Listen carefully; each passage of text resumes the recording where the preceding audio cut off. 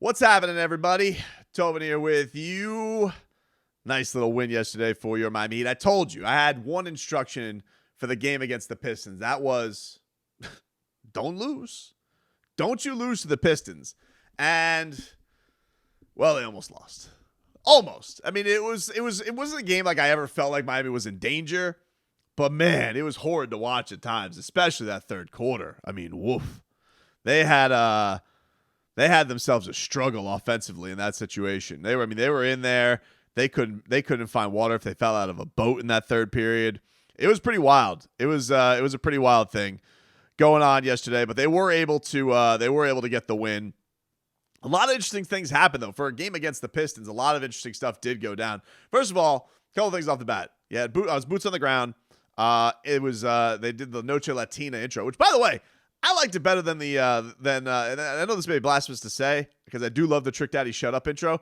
This Noche Latina open was absolutely fire. They need to keep doing that. I don't know who dude was. They had I Am Chino, I think was the guy's name. It's his song. That guy was good. I didn't know. Is he the guy who does Peppers though? I'm not really because he was there dancing to Peppers, which is kind of an awkward song to do live because dude is just dancing and not really singing because there's so much just like vibes going on. But I don't know. The point is, game starts off yesterday. It was so funny because the game starts. I have a thing that I love watching when I'm there live, and I love watching reactions to referees. And Duncan Robinson, the game basically starts off. Duncan Robinson has his arm straight up. Guy bumps into him, or maybe Duncan bumped into him, whatever. And Duncan just goes, "No!" as the foul is called. The dude is never going to get respect from the referees. I don't know what it is. I talked to him about this earlier in the year. Like, do you feel like more established in the league will get a little bit more respect? He's like, I would like to think the refs don't think about it like that. They haven't. I mean, he gets no respect on any call. It's very, very clear, and I don't think that's ever going to change. I really, really don't. You obviously have Kyle Lowry, who is, basically the law firm. The dude is going out there. He is going to badger the referees all game. The negotiating never stops, and he's like, by the end of it, they're just exhausted listening to him. But my new favorite has become PJ Tucker, because PJ Tucker will get a call he disagrees with, but he clearly has some kind of an honorable code that he has amongst himself where he doesn't. I've never asked him about this. I don't know if he's talked about this, but he has some kind of code of like not yelling at referees or not complaining to referees because he just gets the biggest mean mug on his face and he has to do like breathing exercises. And just like walks away, keeps it like he needs to have some kind of a superpower where Kyle Lowry can say the things that he feels inside because he doesn't want to say them because he doesn't complain to the referees. But his body language is just tremendous whenever you see him get a call that he disagrees with. But anyway, so the big things out of this one, okay, we have Jimmy Butler getting hurt again. That was concerning because we talked about this a couple of episodes ago where Jimmy and the toe thing, I'm very concerned about it. I know that he's been taking some time off and they've been trying to, handle it as best as possible, but I'm nervous about it, man. And this reminds me, he's had a couple of times now where he got the injury. This happened with the tailbone, comes back first game, bam, lands on the tailbone, he's out. This game comes back from the toe thing, which hasn't been, kind of flaring up in that. Boom, steps on a dude's foot, hurts the ankle. And he didn't want to come out very clearly. Like, Spo was trying to get him out for Lowry at one point, and he just shouts to them, I'm good. So he wasn't coming out in that second quarter, and he looked like he got banged up even a little bit more. It just was, sometimes they try and play through it and shake it out, and it's going to be worse the next day. This one just didn't look like it was vibing right with him. So I don't know if it was the ankle on top of the toe. It was all just affecting him, but Jimmy Butler just didn't look right. Didn't come out for the second half. In that meanwhile, you did have Tyler Herro really, really turn it on in the second quarter. 20 points all in the second quarter. It's been incredible to see what Boy Wonder's been able to do for this team, to know when he has to step up, when he has to get in those modes where he has to score more. The guy's the runaway sixth man of the year. I don't even feel like sixth man of the year is an appropriate title for it. The dude's just the man of the year. He really is, because he's grown up so much. He talked about all this work that he's going to do. A lot of guys made fun of him last year. A lot of people were making fun of Tyler Herro, bubble boy, not built for the real NBA, too small, gimmick player, TikTok star NBA player. Jack Harlow has a song about you. He cares more about the celebrity life that does basketball. And the dude was really a gym rat. He just never had an off season. And so he finally has an off season. He puts on this muscle, and you just see that he just continues to flourish. And the confidence has never been a thing that's really never really deterred Tyler. You know that guy. Dude came into the league saying best trip here. You know, John Calipari famously said he has giant elephant balls. But I feel like that there's not only a confidence about him, but there's like a comfort level of the team leaning on him. Like that, there's a difference in that. Like, yeah, he's always had the confidence to take the shot, but there also has to be a comfortability in like knowing you're the man. Like, you're the man on this team. You're the man. We need you. We need you. Things aren't exactly going well. Can you bail us out on this one? And that's what it was essentially for Tyler Herro yesterday. You know, things were not going great. You had Jimmy's injury. You have Bam Adebayo, who was in foul trouble all game. And you have Kyle Lowry, who just refuses to shoot the basketball.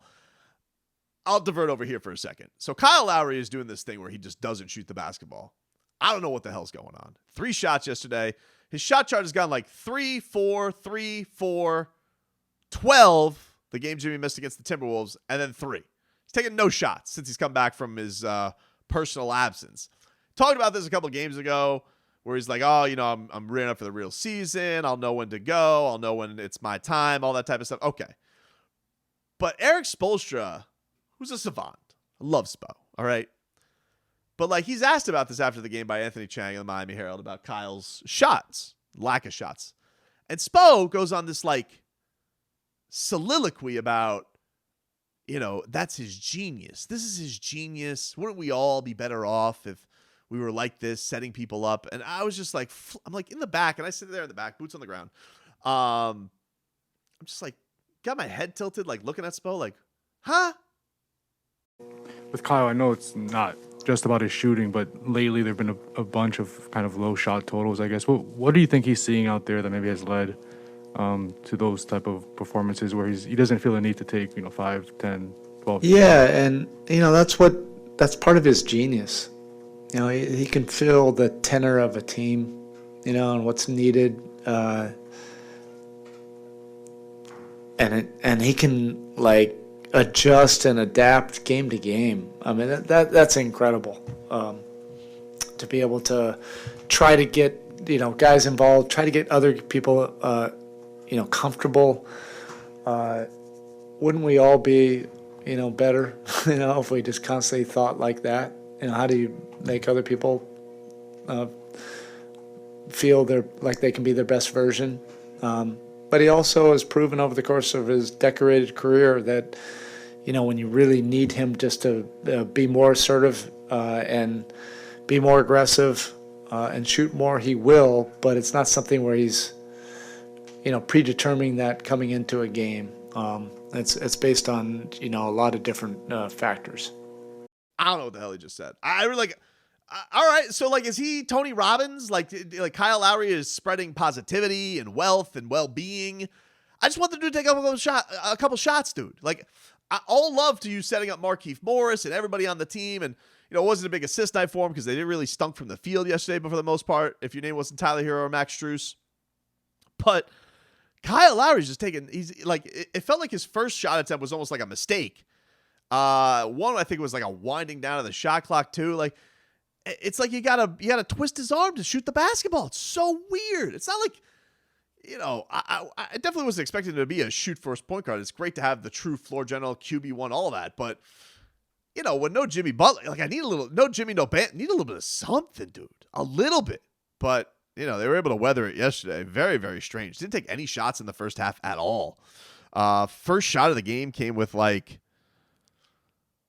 4 minutes left in the third quarter when they were going through that rut that ended on a 19-0 run for the Pistons. Like, at a 19-0 run, don't you think, maybe I'll try it a little bit? I don't know. It was very, very strange. Gabe Vincent started the second half, by the way. He was in for Jimmy, so that's where kind of things were there. But yeah, it was an awful third quarter. One of the dirtiest third quarters I've ever seen in my life. Bam came back in the fourth quarter. Bam was a huge difference in this game. I mean, it was very clear. I think he was a plus 25 yesterday. Anytime that he played, it was good things for the Heat. It was not like that in the moments that he did not play. Everybody else really, really struggled. But the big thing was Max Strus, dude. All right, the Strus got loose. So Strus juice was flowing. Jason Jackson, my guy, had to be well hydrated, well quenched yesterday for what Max Strus was delivering. And this is another one. It speaks to him because not easy. You know, Victor Oladipo spoke about this last week where he's like, oh, you know, I really appreciate Max Strus giving up his minutes and Gabe Vincent giving up their minutes. And I don't know how this team is able to do that because we see all around the league guys are getting disgruntled, getting upset about things, and these guys are trying to make it in the league, right? Like Max Strus wants a Duncan Robinson deal. He wants a $90 million deal.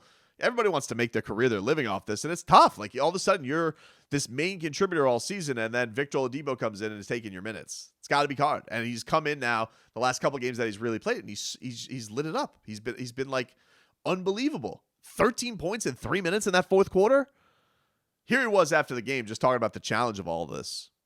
I mean, it's challenging. I wouldn't say it's hard, but, you know, I was kind of preparing myself for it. Vic's a two-time All-Star, been in the league for a while, so he has every right to play, and he's a very talented player. So obviously we knew we were going to try things, and you know, being in Spo's shoes right now, it'd be tough. You know, we got a lot of guys that can play and help out each night. So, you know, whatever he says goes, and that's just what I'm going to keep playing by. And he's going to put us in the best opportunities to succeed. Got to give him props, man. Spo talked a little bit about this after the game, too. He had another Spo. He was just like talking about breathing in purity to the team, and it usually pays off. Yeah, I mean, he's ignitable for sure. And to the average fan out there, that is not easy to do what he did or what Gabe did tonight. Where you don't play in the first half, and then all of a sudden, you know, you get your number gets called. But that's what makes them, you know, who they are. They constantly prepare. They stay mentally engaged. They breathe life constantly into their teammates. And I think when you're really celebrating other people's success and pouring into the team, you know, with purity. And you keep yourself ready, and I just think it helps when your number is called, and especially in these unpredictable circumstances, and that's what happens in this league. He's got some dude. I mean, Spo was in his podium bag yesterday. The Spoisms were hot and heavy yesterday, and for me, I just think that it's like, hey, man, he really believes in that. We know that the Heat really believe in this. Enjoying each other's success, but it's got to be a lot easier said than done. You know, it's got to be hard for Max. So you got to just give him absolute credit for that purity, dude. Put in that purity. It's right there what he said. What was the other one he had? He had like karma of the game or something like that. Spo's got some gems. Really, really does. Really does. But for anything, it was closed out by Tyler Herro. The dude just remains the comfortability that he has being that dude and showing up when it matters. You know, we've seen this from a very young age for him, but to see the maturity that he's had, not only physically, but I just feel like his demeanor in these moments, he just looks like a star, dude. He is taken over like a star. I think that is one of the things this team is missing. You have a Kyle Lowry, defers. Jimmy Butler, natural defer. Yeah, he knows those moments, I think, begrudgingly to take over and get the free throws and slow down the offense. Bam Adebayo, we know it's been a big process for him to be more aggressive, but Tyler Herro, this is just naturally how dude comes into the league. Dripping swag, talking smack, hitting buckets. He is a bucket. Baby goat, boy wonder, all those things. Absolutely fantastic for what you're seeing from him. The thing that made me happy, though, yesterday, if I may, a return of a legend. That is my man, Christos Saltas. All right, we'll take another one from Christos Saltas. My dog. Oh. Hey, Bam. Hey, Tyler. What a Kentucky connection right there. Well, I would like to ask you, both of you, how good this team can be until the end of the regular season, and those type of wins, what kind of confidence booster for you are those type of wins? I feel like if Cal keeps being the floor general, you know, Tyler keeps being Sixth Man of the Year, Jimmy keeps being Gym VP, and I keep being DPOY. I feel like it's a This this team has no ceiling, in my opinion. We can be one of the best teams in this league when we're all clicking, we're all connected, and we're all playing together and having fun. All right, guys. Thank you. Hope to see you more, Christos. Black Lives Matter, people. DPOY, 6-man out. Dude, when I tell you the entire room, the entire press conference lit up when they heard that sweet Greek accent, I kid you not. Like, bam, Tyler gives a fist bump. I gave a fist bump in the back. Everybody was so excited to hear my guy, Christos Saltas, from SDNA Greece. I think you're still working there, Christos. If you shouldn't, you should be at like ESPN Greece, whatever you guys got over there, because you're the man, Greek Woj. He gets the goods out of him too. They light up hearing from him. And look, Bam puts it all out there, makes the case, Beach MVP, DPOY for him, 6th man of the year for Tyler, floor general for Kyle Lowry. The confidence is still there. I think there are some issues that are on the surface for sure. But it was good to see them win something in crunch time yesterday to close it out when it was important. The Jimmy Butler thing, I don't know, man. I don't know what the right approach is to having Jimmy go out and rest. Does he sit out all the rest of this week and come back for the Sixers? Will he be back at practice? I would say he's probably not going to practice. They practice, I would guess, tomorrow. Game on Friday. And then they don't play again until Monday against they have Sixers, Warriors, Knicks, and then the Nets next week. So it's a fun, tough schedule next week, especially you see how the Nets are starting to light it up at KD and Kyrie, how good they're being. We know Kyrie likes playing down here in Florida. Nearly came back by himself without KD the last time that he played Miami. So, you're going to want Jimmy healthy for that stretch for sure. You're still number 1 in the East. You got another TCB game coming up on Friday. Don't lose. Don't you lose to the Thunder. But it was a big game from Herro and from Max Strus. That was awesome to see, man. It was really, really awesome to see. And they got it done. Weird game. Lot of downs, but a lot of fun moments too. A lot of fun moments, a lot of things that they were able to overcome to just get a win and keep pace with everybody, keep their lead. It was important.